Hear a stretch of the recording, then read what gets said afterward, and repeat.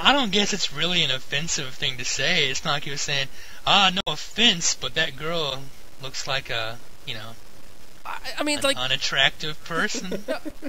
but like, I mean, like, pretty much they're like, oh, your girl's got big boobs, and I'm looking right at them. No offense, brother. Yeah, You that's know? true. That's true. So like, I was like, oh, thanks, and like, I didn't want to cause a scene. I was like, all right. So we scurried along, and they decided they weren't done. They were not done. So they stopped there, and of course, as we're walking away, we're not even in the same vicinity anymore. It's like, yo, does he keep you satisfied? Because I know I can. And I stopped. Nice. I couldn't, like, at that point, I stopped, and I'm not very proud of this. Right. And I don't know if I should say this on some. It's the first time I publicly yelled, "Edit this out!" I couldn't I couldn't hold back. You just went straight there. You didn't even. You just went straight to that. It was like my suburban roots had like grown in, and it's like, you cannot let him get away with that. I was like, Sure. no suburban roots. I understand that you were raised wrong and that you were given bad information, but we're just gonna let him give him a pass. He's like, I'm taking over, and then they didn't do anything, and I don't know. I didn't feel good about it. I didn't feel better after saying it, but yeah, I just told the world that I've said the N-word in public. This podcast is screwed from episode 1, man. It's going down like Michael Richards, just completely disappearing off the map. Oh, brother. You've already let the world know that you hate Muslims and African Americans all in 20-minute span. I don't hate them. I was just misguided. That's all. I'm better now. I went to church. We might have to edit this out.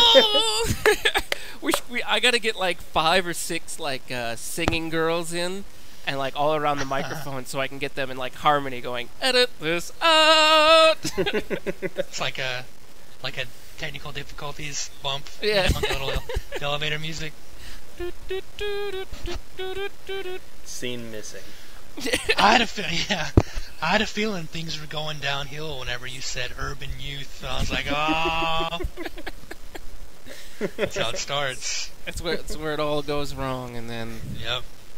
And then yeah, but I mean, what I like. See that I always have this and I guess it has to do with being on the other side of being, because I have been bullied in my life. You know, there's just people that are bigger than me, and they figured it's their, it's their right to try and put me down or physically abuse me. And sure. Of course, I was a jackass, and I probably still am a jackass. Saying the things I do in public to people, but the fight or flight response, like in the San Francisco incident, I kind of pushed the fight button, kind of. Right, I didn't run up to them and challenge them to some 40 style boxing or nothing. How far away were you? Well, they didn't start talking until we were about 15 feet away, and I didn't say it until I said it right about this, so about 15 feet. Wow, that's a lot closer than I pictured. Yeah, and like I said, I kind of pushed the fight button. I originally pushed the flight button when they were in my face saying, "Hey, look at them titties," but like. Right. But I pictured you like a block away and just kind of yell it and then like ducking into a baguette shop or whatever San Francisco has. Let's get some crepes.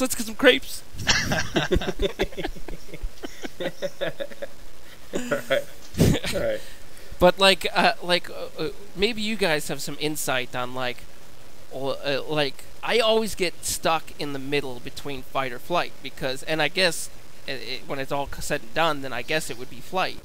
because I didn't Sure. I didn't fight. You got to do one or the other.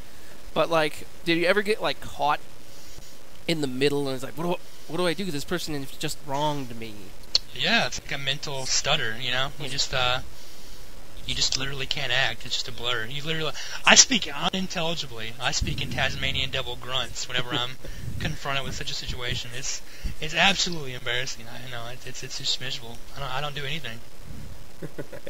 Very few times in my life have I ever responded, with something that I was proud of, where I didn't Yeah. just either just start screaming just unintelligible, just barely even words, or I didn't just almost start to tear up, just immediately start going toward tears.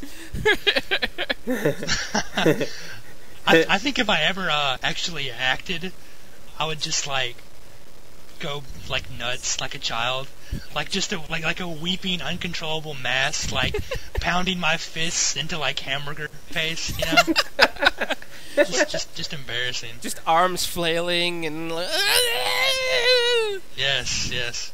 Just years of pent up rage just let out on anything. and it's like because This podcast is doing wonders for our characters, by the way. This is just doing. We just all sound like just great dudes. I imagine it's something like just real simple, like the mailbox for some reason just isn't accepting your letter. Every time you pull the Sure. flap down, it's still there on the flap. You're just running at the mailbox and kicking it, and people are looking at us like, oh, somebody let that man out of the home. Right. I can't. I don't know. Like, see, the thing is, I am not. Not before, and definitely not now, in any kind of physical condition to be the guy's like, yeah, you want to say to that, Matt, to me in public? Let's take it outside. Yeah.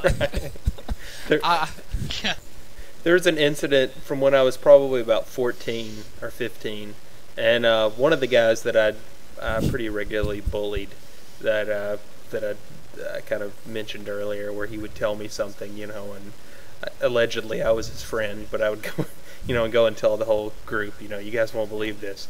So, but, keep that in the back of your mind. I totally deserve this.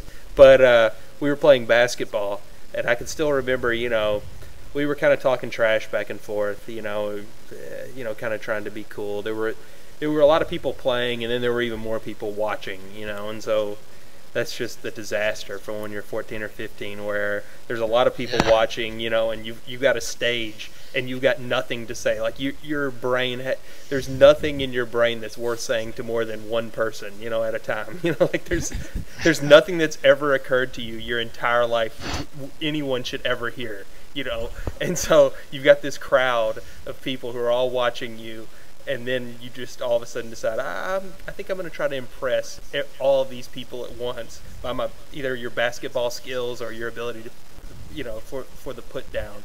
And Right. we start going, back and forth playing basketball, and he's guarding me, I'm guarding him, and we're both playing really pretty rough defense, and fouling and things like that. And eventually I go up for a shot, and he's about 3 or 4 inches taller than me, and he goes up and blocks it, and it was it was one of the best shot blocks that's ever, it's ever, of all time. It was incredible. Like, I think it may have actually hit me on the top of the head when it was coming down. Like, he just slapped it so hard, and I couldn't say it. There was nothing I could say, and he starts just unleashing, fury up, because it was just finally where he could just let loose and just really say, I've completely humiliated you. And then it was just like everything in me, all the emotions, everything, just all welled up at once. And I was ready to just punch him. And so I started running at him, but then people kind of grabbed me. But then I'm still wanting to punch him. and suddenly I'm just like right on the verge of tears, and I'm trying to hold back the tears. So like it goes from like me ready to fight him. First I'm ready to just humiliate him, then I want to fight him, and then I'm just trying not to cry. You know, like it just slowly devolves to the point where I'm just completely a mess. You know, It's also it almost, if you had a hot flash, you would have went through menopause. made it through every emotion you could have in that brief 15-minute span, and then you were a man.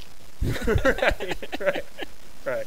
And then I could all of a sudden hear a voiceover like on Wonder Years where I learned a lesson. I learned a lesson that day. Daniel Stern, what the hell are you doing here? Let me just say, man, though, that more jock talk, but when you're young, that feeling of blocking the perfect basketball shot, it's just one of the top 5 feelings of being young. Oh yeah, Right. some girl could walk up to you and offer you a hand job. You're like, nope. Sure. I just blocked the shot. I am on the top of the mountain. Yeah. You gotta let out some primal prepubescent Tarzan yell, just feeling totally manly, even though your balls haven't dropped yet. It's great. I would play my sister in basketball just to get that, just to block the shots. I mean, like, Yeah, absolutely. Oh yeah. Yeah, I did the same thing. I would kind of hang back, like, go ahead, shoot it. exactly. Like I'm trying to teach her, like I'm really trying to teach her the lessons of the game, and then I would just kind of stand there, like, no, go ahead, I really won't block it this time, and then I just couldn't resist, and still would just block it as hard as I could. You're the Lucy to her Charlie Brown. Right. Oh, that's the exact same thing. Like our net, it was like literally 6.5 feet off the ground. It was like not regulation. It was on a pole that would sway in the wind, and like it was like the cheapest, but it was a good rim. So like but it was lowered just enough so I could jam on it, and so my sister would. So I would guaranteed a block if she tried to get in the paint. Right.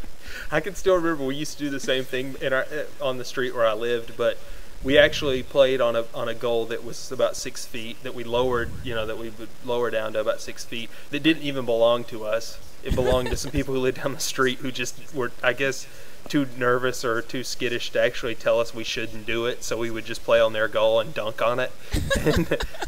and I remember at one particular time, we had gotten to, it was a similar situation where we were both, everybody's dunking on each other and, talking trash. And I specifically remember either I got dunked on or I dunked on someone, and it ended up turning into kind of a scuffle. And it's the only real fight, I don't even know if it's a real fight that I was ever in my life. And if I've ever been in a fight, this was it. And we kind of got into a scuffle. We're kind of wrestling around. And then I, for some reason, immediately went to a DDT. I don't know why I decided to DDT this guy. I don't even know if that really hurts, but like, I guess I just watched so much wrestling that I just thought this is going to put him down. And I DDT'd him. And I don't even know if it hurt, like it probably didn't. If he landed on his knees, no. If he landed on his head, maybe. Right. That's so funny that you say that, though. I had almost the exact same situation. I went to the park once with baseball cleats on, and I ended up playing basketball against this kid who I lived in an apartment at the time, and he lived above me. And for some reason, that family loved to make noise. Like, my mom had to call the cops on them a couple of times because it was like they were like dropping weights onto the ground. So I already had disdain for this individual, and he was on the other team. And to bring the story back to something before, he for some reason was friends with a lot of the Arab kids. It's always a race thing with you.